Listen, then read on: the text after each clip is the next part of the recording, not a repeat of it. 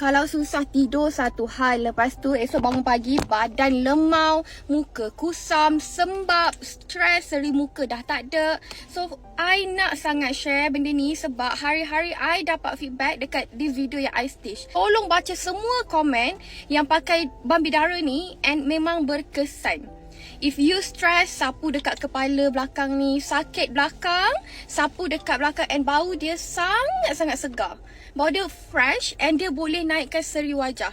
Bila you rasa tenang, hormon you teratur, you tak stress, muka you pun akan naik seri. Siapa period tak teratur, susah datang period, dah 3-4 bulan tak period, first pergi check dekat doktor.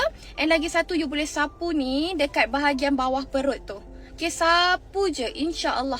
Tapi kalau you nak support lagi, boleh makan probiotik. Kalau merah tu dah habis and tinggal yang ni, sangat-sangat membantu.